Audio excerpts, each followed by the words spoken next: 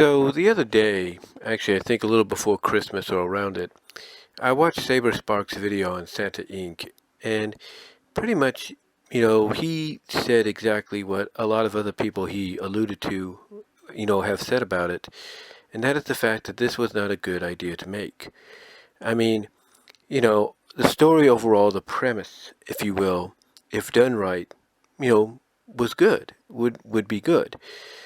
Um, Unfortunately, that wasn't the case. And I think the reason why that wasn't the case, from what I've seen and heard, is because basically the people behind it, Seth Rogen, Sarah Silverman, this Amanda lady, HBO Max, Max itself, if you will, it's because I, it's because I believe they didn't present it, as it truly was, or as it truly should be seen.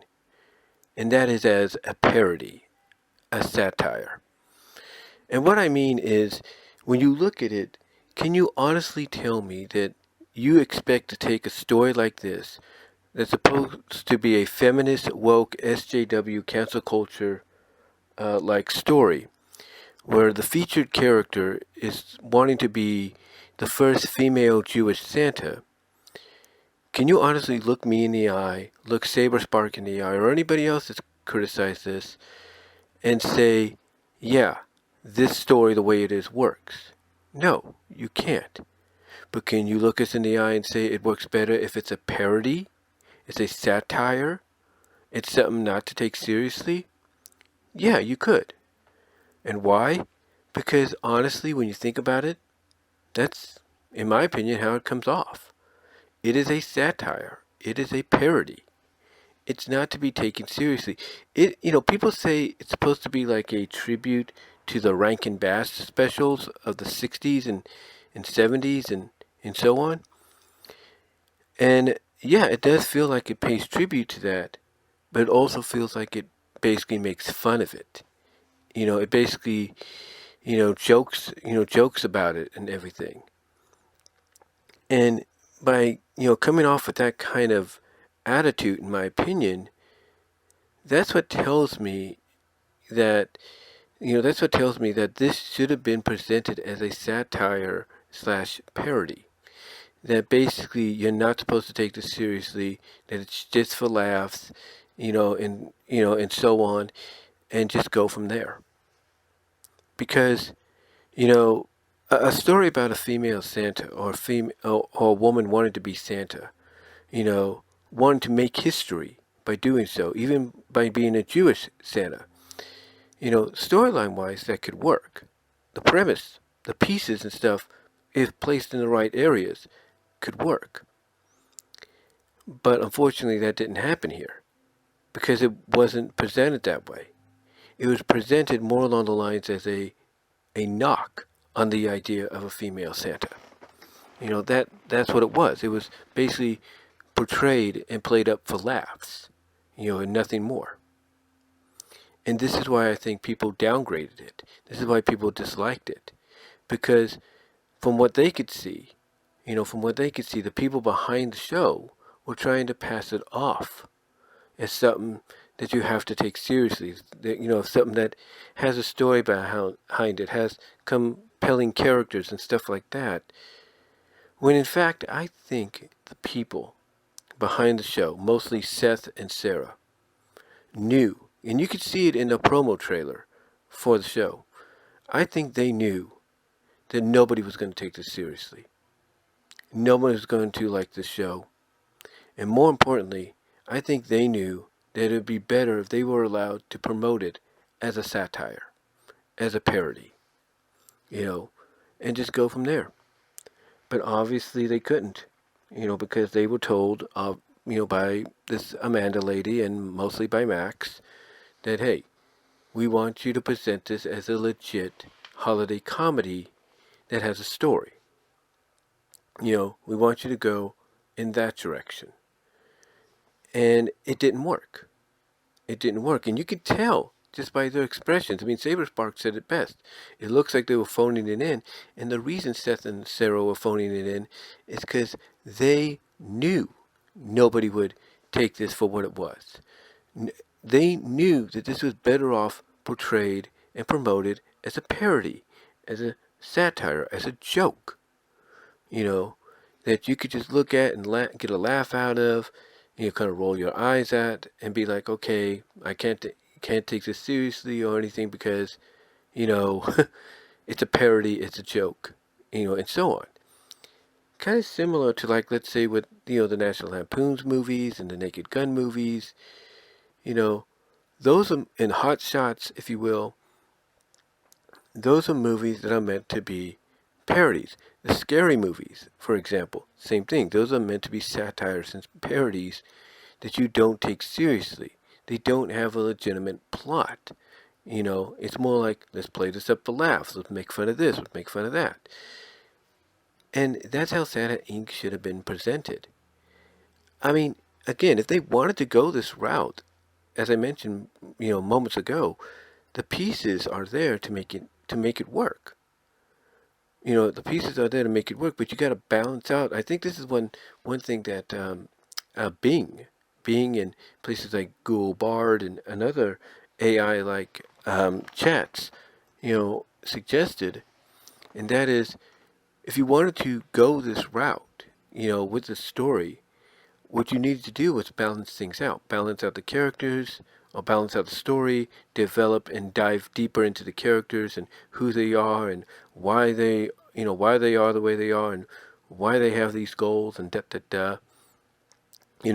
and so on. Like with Candy, just dive deep into why she truly wants to be the first female Santa and why, she's not good around kids, but she still wants that job.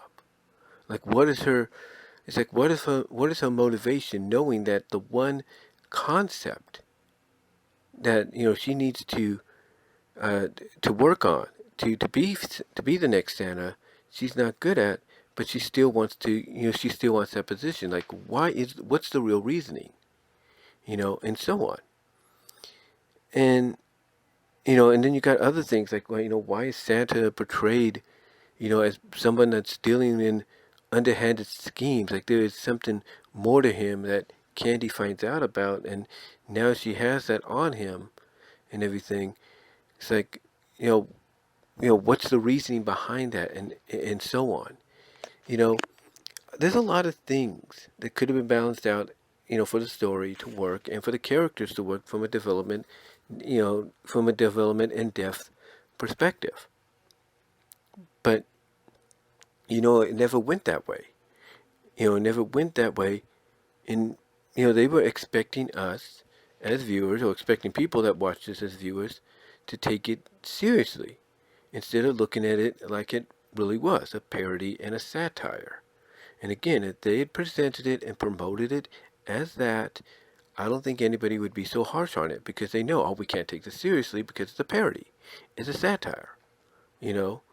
And, and again, that's probably the best direction they could have gone in. But instead, they wanted to go in the direction of, let's try to get people to cheer for Candy, even though she doesn't, qualify, to be the next Santa. I mean, you got a freaking clip in there that, Saberspark uses, where her grandpa, Candy's grandpa, basically tells her, yeah, the intern Devin with the beard, he was always meant to be the next Santa, not you.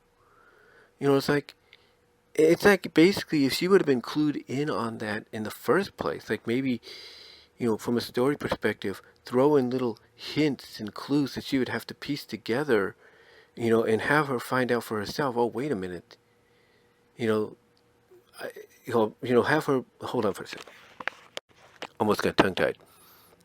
But like I was saying, if you really wanted it to work for her as a character and make her relatable and likable, have her figure out, on her own with the little clues here and there, that she wasn't going to be the next Santa, and that Devin was. Like, have things happen here, have things happen there, in certain episodes, and when you get, like, towards the finale, she pieces it all together, and she's like, oh, wait a minute.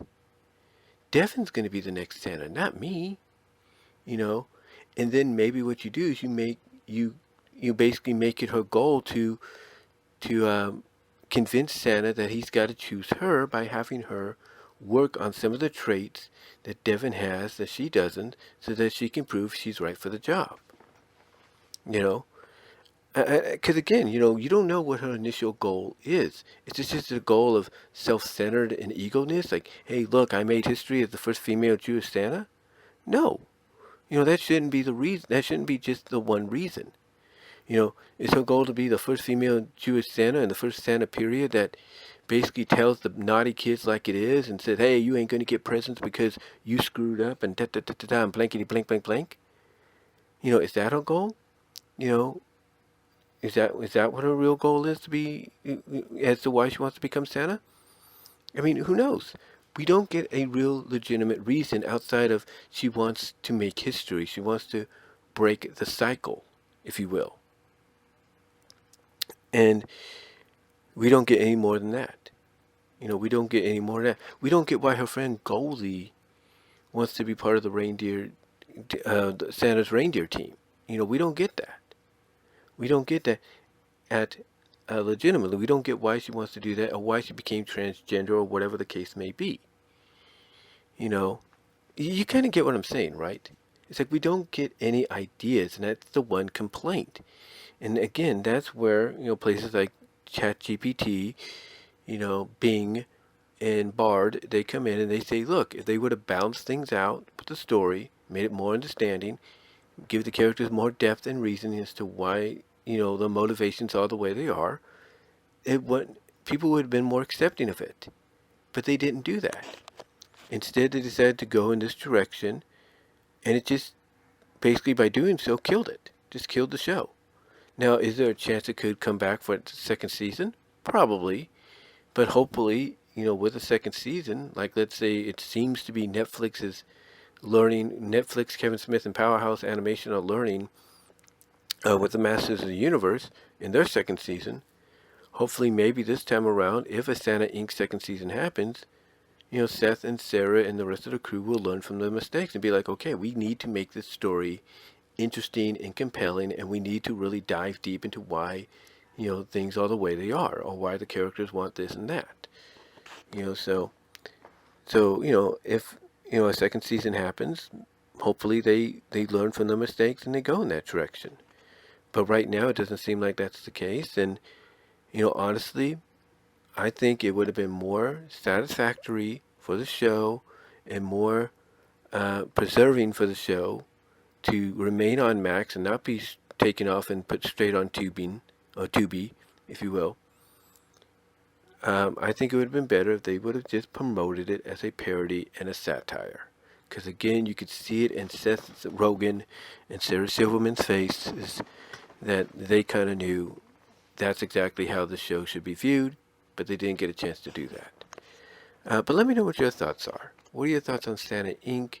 Do you think it should have been presented more as a parody and a satire?